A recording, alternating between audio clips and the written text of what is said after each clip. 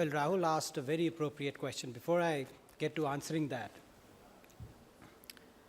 I just want to take us all back to exactly about 100 years. About 100 years back, in a very small village in Bengal, Rabindranath Tagore inked these famous words, and this perhaps is the only prepared part of my speech.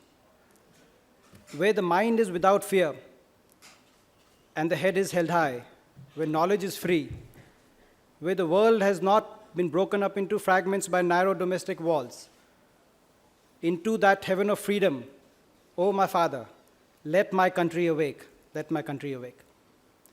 100 years back, the young generation then had ideals. They were inspired by their idealism. In our country, they were also united and integrated by one idea of where they want to take their nation. They differed on how to achieve that idea. Some professed non-violence, other violence.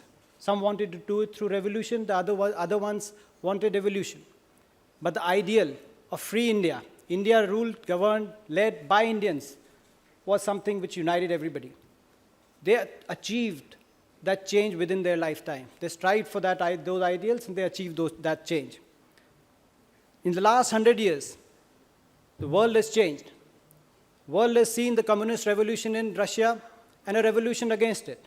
The Berlin Wall has been erected and erased. The world has seen Cold War and end of Cold War. The world has seen India come into being, India divided, and now the world has seen emergence of India. The question that Rahul puts, do we, in our generation, the young generation today, 100 years after the young generation of our grandfathers and great-grandfathers, do we also have ideals? What are our ideals? Or is the age of idealism dead, like he said towards the end? To those who say that the age of idealism is dead, I say, till the time young breathe, they will dream the impossible. Till the time the young breathe, they will attempt the impossible. And till the time the young breathe, they will achieve the impossible. We just have to believe in our young. Today, the difference from last 100 years might be that we might not be as united in our ideals, as united in our idealism as they were. My idea of where India needs to go ahead might be different from the idea that MNS might have, Raj Thackeray might have. But we are all entitled to these ideals. We, in politics, in art, in sports, all of us have our own ideals. Today, I just wanted to share with you a couple of political ideals that I have, that drive me, that I strive for. I will begin by pointing out the first. I want to believe in India. I want to believe in an India where divisive politics comprehensively gives way to progressive politics. What do I mean by that? Where there is no scope whatsoever for political debate centered on caste, religion, region, where what's important in a political discourse, what's important in the political debate of our country is development, progressive policies. How and why and how much is each step making impact in the future of our country? I want to believe in India where separation between politics and all these divisive factors, caste, religion, region. I repeat again, I want to believe in an India where separation between politics and all these divisive factors is absolute. We can dream that today. That's the ideal that drives me. We ought to be talking more about things like water. In 1947, when we gained our independence, the per capita water availability in India was 5,000 cubic meters. Today, it's 2,000. 2020, when the average age of Indian would be 29 years old, it'll be about 1,500 cubic meters. I want to see that debated more rather than which caste will get SC status, ST status, OBC status, which reservation come, because water is going to be same for everybody. I want to see education and skill sets debated in our country. Today, more than 50%, nearly 55% of our country, the younger generation of our country. We've been, in Parliament. I used to go and watch the proceeding of the Parliament when my grandfather was a MP for many years. Then when my father was an MP for many years. And in every other debate, I used to hear the same cliches कि किसान के लिए करना है, किसान के लिए वो करना है. आज हमें इस बात की ज़रूरत है कि हम ये भी सोचें कि किसान के बेटे के लिए क्या करना है. 60% of our young generation is still tied to agriculture. If we see any economy that has progressed, starting from China all the way to United States, the percentage of population that depends on agriculture keeps on shrinking. Are we prepared for it? These 60% of people, most of whom will be in their young age in the next decade, will they have skill sets to make that transition, to go into manufacturing services? Will they find opportunities to pursue their life elsewhere? That's what I want to see debated in this country more than religion, caste, quotas, tokenism. I want to see infrastructure debated in this country more. We have grown up in a country full of shortages. We have grown up in a country full of traffic jams, queues. The young generation is not ready to accept it anymore. I don't want to leave it for the next generation to see an India without shortages, without traffic jams, with no queues. I want to make sure that happens in my generation. That's the ideal that drives me. Broadly, this was the first ideal that I wanted to talk to you about. The change, the shift from divisive nature of our politics to more progressive nature of our politics. That's the ideal that drives me, and that's what change that I want to bring. Second, and that's the last ideal that I'll talk about. And this is exactly going back to what Rahul said. I want to believe in an India which gives equal opportunity for each and every kid and children to pursue their dream. Each and every kid of this country should have equal opportunity to become they want to become, to get they want to want, if they put their mind and heart to it. Irrespective of if that kid is born to a different caste or a different family or different religion, or if that kid is born in Delhi versus a remote village in Rajasthan, or if that kid is educated in an English medium school in Delhi versus a Hindi medium school or a Tamil medium school in some remote village in Tamil Nadu. Each and every kid of this country should have equal opportunity, including equal opportunity in politics, mind you. The surname should not matter. I am here today because of my surname, maybe. I am product of that system. But that system needs to change. And that's the ideal that I have. When I contested my first elections, I remember this was about 6 years back. Nobody knew me. I was just a bloke who, happened to work in Infosys, McKinsey for a few years, and just gotten back from States and was trying his hands out at politics. The only qualification I had was my great-grandfather, father had been in politics for long years. People elected me. But then, over the course of next 5 years, I worked hard. And when I went back to people, and I say to my constituents even today, that you don't need to vote for me because of my surname. You vote for me only if you find that what I've done, what I believe in, and you believe in that too. And I think that is what, to Rahul's point, I think one person who has recognized this more than anybody else in Indian politics today is Rahul Gandhi. Rahul Gandhi ji has recognized this, and not only has he recognized this, what the change that we are seeing in Indian Youth Congress, he's trying to throw the doors open of Indian politics to all the youth, to give them equal opportunity. If they want to contribute to the nation building, they can become members of Youth Congress, and then they can contest elections. And on their own merit, not because of nomination, not because of recommendation from a senior leader, but on their own merit, if they get votes, they will be guaranteed success, and they will be guaranteed to move ahead. That's why I was given an opportunity to associate with myself with this process in Mumbai recently, when Rahul ji recently took a trip to Mumbai, and I saw young people from all walks of life who had no hope to be in Indian politics, who had no lineage, no connections, coming forward, becoming members, and contesting. And some of this whole process, which I call a silent revolution that very few of us know about today, is throwing up a new breed of politicians, new breed of young politicians throughout our country, a new breed of leaders who are ready to lead our country into the future. So I think in the end, would leave you with this thought. I believe in these two ideals, and I strive towards these two ideals. The question is, everybody here, especially the young, what are the ideals you believe in? What are the changes that you want to see in our nation as we move forward? Where do you want to see our nation progress? Because change cannot wait for some other time. Change cannot wait for somebody else. Change is you at this time in this hall. Thank you.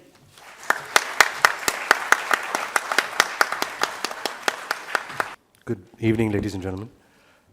My name is Ranbir Kapoor, and I represent Youngistan, the youth of India. As part of this generation that believes in challenging conventions, I'd like to begin with challenging the topic itself, reality versus idealism. I'm sorry, I'm just going to adjust this for one last time. Okay, I'm done. Why should there be a word versus between reality and idealism? Why can't the two come together? Why can't idealism become reality? And today more than ever, this is happening all around us. While a few cynics thought that the young Indian cricket team would be slaughtered in the T20 World Cup tournament and termed the wish of winning the World Cup idealism, the young Mahendra Singh Dhoni won the World Cup in great style and turned it into reality. Very recently, another shining example to support my theory was witnessed by all.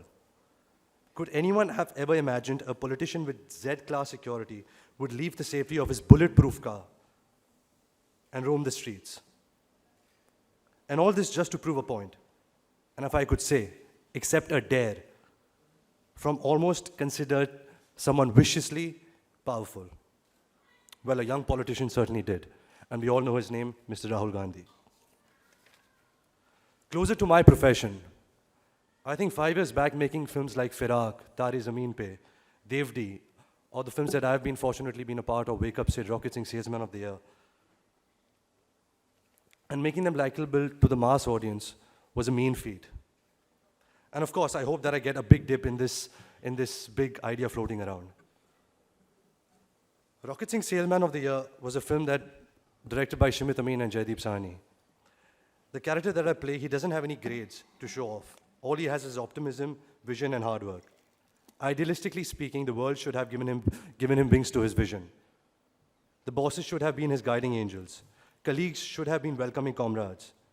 In reality, he gets trapped in vicious circles of humiliation. There is no idealistic world till he creates it for himself. And that is the reality of fighting spirit of youngsters today. The youngsters speak and live a different language. No for them means now. How means somehow. And that is the way of living, which is simply wow. I'm really sorry, I had to put a rhyming line there. Convention says that only in an idealistic world can the youngsters continue to enjoy doing what they love the most. Because they have a tremendous pressure to grow up and earn a living. Basically, bury the idealistic world under a pile of files. Reality is that today the youngsters are not only living in the idealistic world, but are even earning their living out of it. Just the other day, I picked up the newspaper and read about a youngster who's doing just that. It was such a delight to read about him and the way he was, and the way he had big corporations eating out of his hands. Apparently, all the big companies not only give him a sneak preview of the latest technology and products, but he also gets to keep the latest wonders. All he has to do is talk about them honestly on his Twitter ID, where he enjoys a great following. The youngsters who swear by his judgment are happy to lap up a review from this guy who is working with the company and not talking the trained spiel. They connect with a person who is their age, with the king of likes and dislikes. His two worlds have merged. The verses between idealism and reality exist no more. Not for him and not for the millions of youngsters like him. In my point of view, idea in idealism has made way for real in reality. Idealism has become reality. And just before I finish, I want to say one thing. As a kid born in a film family of accomplished actors, I used to dream of being taken seriously as an actor. That was idealism. Today I've been given this opportunity to share the dais with some of the most esteemed, celebrated dignitaries, as Ranbir Kapoor, the actor. That is a reality to me. So thank you for getting my two worlds together. Thank you, ladies and gentlemen.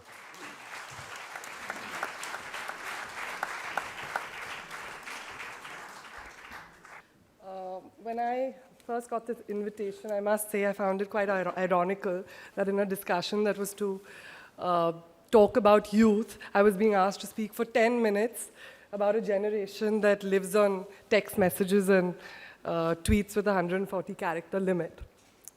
In Godrej, we have realigned, as Rahul pointed out, ourselves to be highly consumer-centric, so I won't risk boring you with the speech. Instead, I will share with you a few ideas that I think are very relevant in the context of the concepts of idealism and reality today as the youth relates with it. Firstly, I think that the Indian youth today is highly socially aware and more idealistic than its counterparts elsewhere. But I strongly believe that they no longer are limited to the ideals that they've inherited from their parents. India today has changed. India is more progressive. India is brighter. It's a land of opportunity. And along with this, ideals of the youth have evolved. For instance, while in the concept of idealism has changed, for instance, earlier it was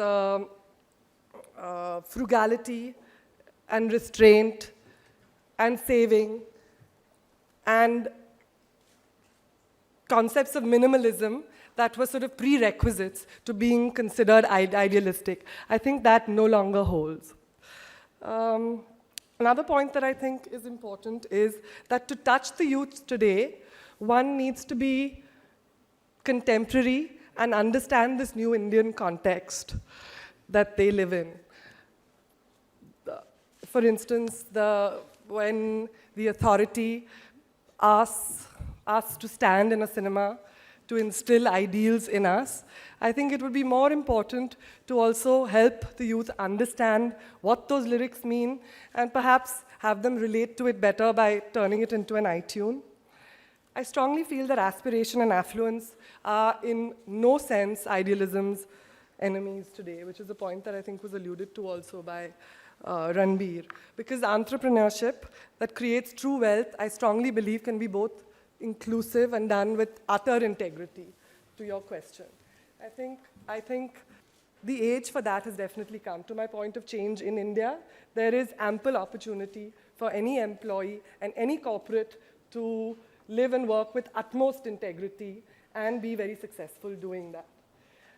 I think even in an inclusive sense, it's completely, I think we absolutely as a group represent that, and I think going forward it's going to get easier and easier, and in India today of ample opportunity. In an even broader sense, and to the point that Deependeer was alluding to, I also think that idealism is really critical for the effective working of a democracy. And cynicism and apathy really can't be tolerated as excuses for shrugging off personal responsibility to this cause. You know, there's a great need, as he pointed out, for more personal democratic participation and idealism and personal responsibility for the future. And our nation can be transformed if all of us were to take personal responsibility for this and to ask ourselves questions such as, what is the change in me that I need to make to see the change that I want to see? And I think if many more of us were to do that, we would really be able to metamorphose our nation. I strongly believe that we should evaluate as to whether we see our existence as the product of our circumstance or whether we have the motivation and gumption to really change the circumstance that we live in. If reality asks you to compromise on your ideals, it's time to create a new reality rather than extinguish your ideals. Because it's only really by adhering to your values and your ideals that you can ever create real value. Thank you. Hi, good evening, everybody. Firstly, I'm Adrian D'Souza, the goalkeeper of the Indian national hockey team. Well, I'm here today to share my views about idealism and reality. And for me, basically, I feel that I'm an idealist for the mere fact that since a kid, since I was 8 or 9, I always dreamt of being there in the biggest event any sportsman could play, that's the Olympics. And when I turned around 20, I was there. And that's one thing when I realized that, yeah, I can make a difference. If I dream big, I can surely do it. But at the same time, reality, I also dreamt of winning medals. Definitely winning the gold in the Olympics. And when I grew older, when I played for the Indian national team that I'm still playing, today I know it's not easy. It's not a piece of cake. But I know that someday, if I work harder, if we work harder as a team, we can achieve our goals. And if I have to say something for the youth, it's very important to have an ideal mind.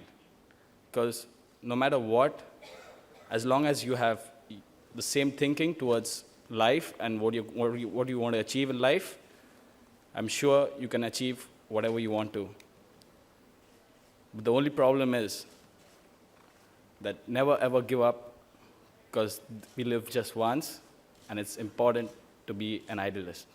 I'll just cut short. Thanks. Hi, everyone. It's a great honor and a pleasure to be here with you. Rahul, of course, I'm the researcher, so I've prepared my 3 pages of my speech, so I'll get to your question, actually, on education a little bit towards the end of the speech.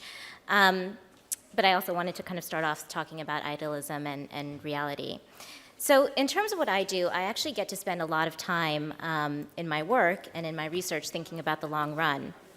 I was 23 when we started the research that eventually became the BRICS, and 25 when it was published. And the title of the piece was actually called Dreaming with BRICS, and that's really what it was. It was a dream of what the world could look like in 2050, way out in 2050. And I'm not going to bore you with the analysis and what went into it here, but just for context, what we tried to do is to say that India, based on its demographics, as well as some arguably conservative assumptions about productivity, could be the world's 3rd largest economy by 2050. When I think about what this means when I address my peers or when I address the youth of today, I caution that we're all collectively rushing to this idea of what we talked about in 2050. We're rushing to get there, but we haven't really discussed what we want to look like when we reach there. We haven't really talked about what we want to be. Are we going to be this, the India that we see around us, just bigger, badder, with a little bit more influence, a little bit more weight to throw around? Or are we going to be a carbon copy of countries that have already gone through the development phase? Are we just going to let the next few decades happen to us? And quite frankly, on the ground, sometimes it feels like that's what we're doing right now. I think we as the youth, really right now, right here, have an incredible opportunity, but we also have a pretty weighty responsibility. We're in this sweet spot in terms of demographics, right? So over the next 3 decades, any big decisions we make, whether it be with regards to education, employment, pensions, healthcare, actually have quite a significant impact in this sort of sweet spot. You kind of get the biggest bang for your buck when it happens right now. But not only that, it also sets us up in the future to have a relatively more healthy and flexible economy going forward. But it just won't materialize, and I think we have to get pretty real about the fact that we're facing a pretty binary set of outcomes here. And I think that unless we have the collective will to actually say that we're not going to let the other binary outcome come to pass, we're going to be in a lot of trouble. And I think we have to be able to say for us, particularly for the youth, this is not going to happen on our watch. So it's not just about getting to 2050. It's about figuring out the roadmap of how we're going to get there and what the country's going to look like. And we actually are the architects of that roadmap. What do we want to be when we get there? And what trade-offs are we willing to make? And what trade-offs are we not willing to make? That's a conversation that we need to have. So 3 years after the BRICS report was published, I moved to India. A group of us moved together, started a business. I continued to write about demographics, long-term structural trends, notably urbanization, migration, women's employment, and so on. And I actually spent a fair share of my time over the past few years focusing on girls' education. And now, as Rahul mentioned, I have a huge disclaimer to make. I moved to India 4 years ago. I never lived here before. My parents struggled, scrapped, eked out a living in the States, which is where they found themselves, and made sure that I had the best education possible. It wasn't a fairy tale, but they were good people, and they made sure that I understood what it meant to have a useful life and to do something useful with my life. And I've basically spent the last 9 out of the last 10 years kind of roaming around the world. So I'm cognizant of the fact that, when I talk about we, you have to take that with a grain of salt. I have a view, but it's one that comes out of my personal individual experience, and that's what I'd like to share. So I may not have spent the early part of my life here, but actually when I decided to kind of pick up, leave work, leave home, and come here, in some sense it was sort of a homecoming. I actually, when I first came to India, I was 16, when I was actually really young. And I came to India for the first time. It wasn't really the first time I'd come when I was very young, but it was the first time that I'd come on my own. And during that trip when I came when I was 16, I found out the question that I really wanted to spend the rest of my life answering. So my passion wasn't really a job, it wasn't a discipline. It was really the simple question of how to think about why some countries are rich and others are poor. That was basically it in its simplest form. And obviously, I'm not smart enough to come up with the answer to that question, but I think the pursuit of it has really been instrumental in guiding all the big decisions in my life. It's never led me astray. I've learned things that I never even conceived of learning on the back of it. One of the things that India has taught me is that we can actually resurrect ourselves. We can remake ourselves over and over again. I'm not simply the sum of what came before me. I can actually become something new. I can get involved in different mediums, different areas, and have it all coexist. We can have art and politics and athletics and academics all sitting on a podium and talking to each other, but we can also have all of that within ourselves. And I think that that's something that's pretty cool and pretty dynamic. It's a dynamic time to be young. It's a dynamic time in this country to be young. And with all the daunting issues we have to tackle, whether it be resource management, corruption, security, food, something else this country has really taught is that we're not just agents of change, we're also agents of connection. So the leadership that we're all yearning for isn't really going to come from the one. And I, quite frankly, don't think that individual actions are really going to suffice either. I think that leadership will evolve as we build role models through communities across traditional divides that work together because the solutions are important, not because they're important to me, but because they're important to do. So let's not just applaud our great demographics, which is a lot of what we did when we first kind of looked at the research that we put together, and our youth and rest on the achievements that we've made so far. Let's acknowledge the strides that we have made, but acknowledge that we have a lot of significant work to do. To me, India is more than a country. It's more than its roads, it's more than its cities, its villages, it's actually even more than the sum of its people. To me, India is an idea, and a really powerful idea at that. It's an idea that was born out of a unique independence, a set of formidable and intellectually courageous forefathers and mothers, and our subsequent reaction to that independence. And I think that it's something that's come from all castes, classes, religions, backgrounds. It's an ideal that in theory and at its best really gives weight to participative, representative government, and one that distinctly eschews uniformity. And that's something that we don't see in a lot of places around the world. It invites contradiction, it celebrates clamor, it celebrates discourse, diversity of life, curiosity. What's beautiful is that diversity is, again, when we're at our best, something that's not just tolerated, but something that's welcomed. Now, we are far, far, far from living up to our ideals, and I think we all know that, but India is just too important an idea to let go of. Our response as youth cannot be giving up. It can't be disillusionment, because that's quite frankly a cop-out. It's easy. I think what's harder is to roll up your sleeves and figure out piece by piece how to make things better. I don't think any of us have the audacity to claim to know how to fix all the ills of the system, but I think when you've seen anything that's actually worked here, anything that's been a success, there hasn't been a magic bullet, it's just been small successes that have weaved themselves together.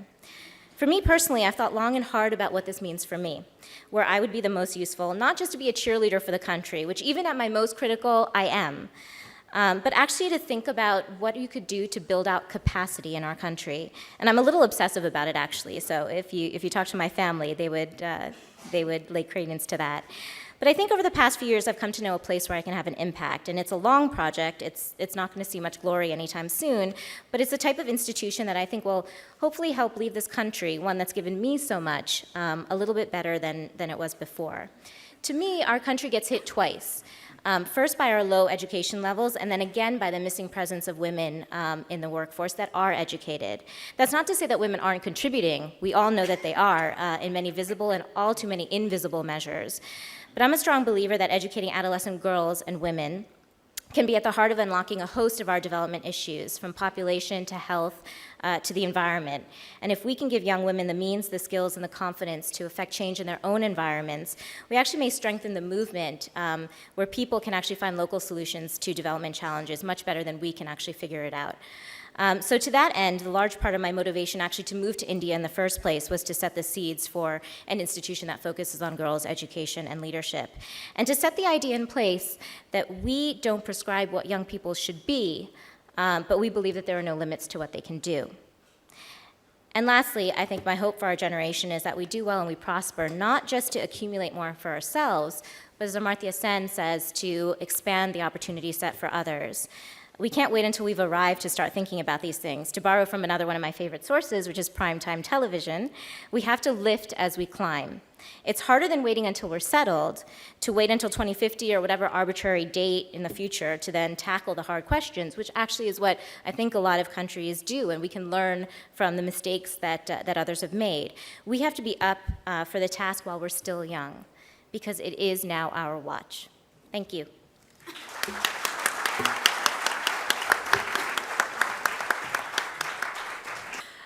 Good evening, ladies and gentlemen. It's indeed an honor and a privilege to be here today. I think as someone who's part of the youth of India today, what we're discussing here is a very relevant topic. What first comes to my mind is something that I remember my father saying a long time back.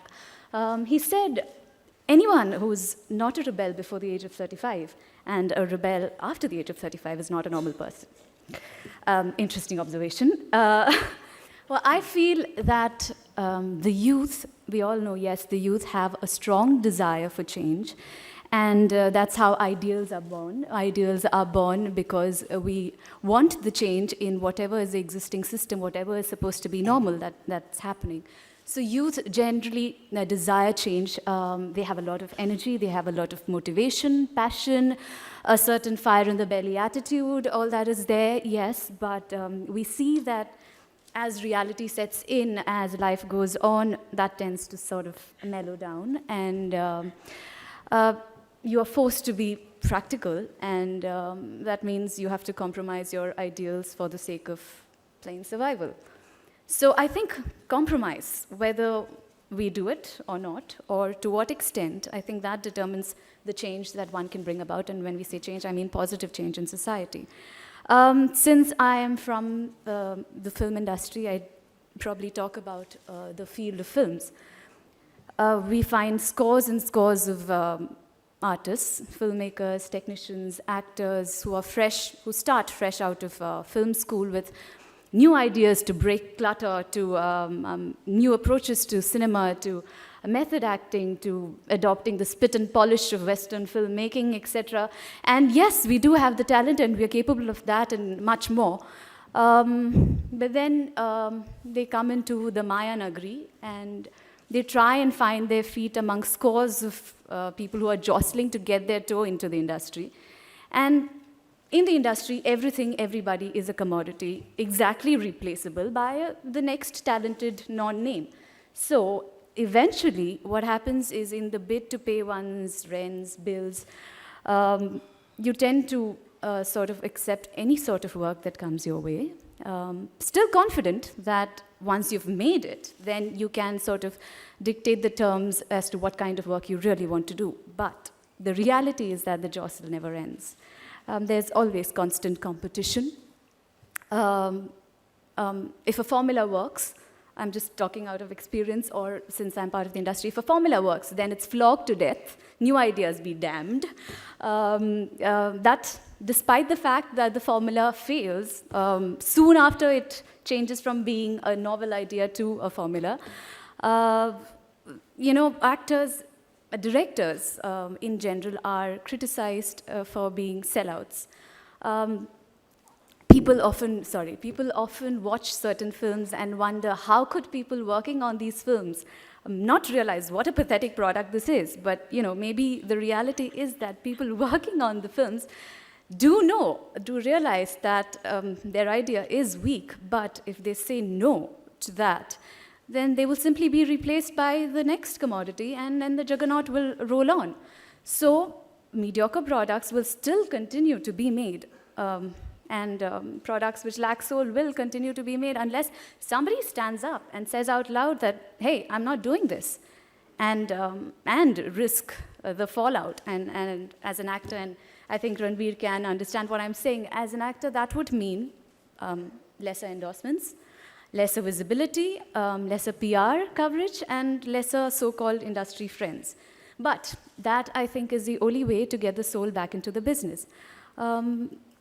Small choices that you make that probably for the extra amount of money or popularity or fame in this case. But let me not go on about films. Take any field for that matter. Maybe media. It's a business that I'm in constant interaction with, so maybe media.